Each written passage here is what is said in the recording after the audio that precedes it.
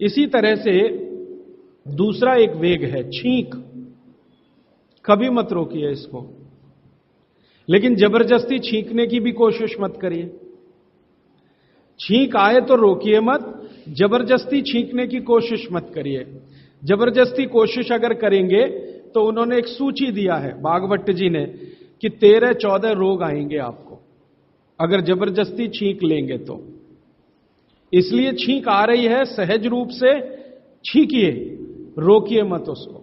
ये एक वेग है, इसको रोकेंगे तो 23-24 रोग होंगे।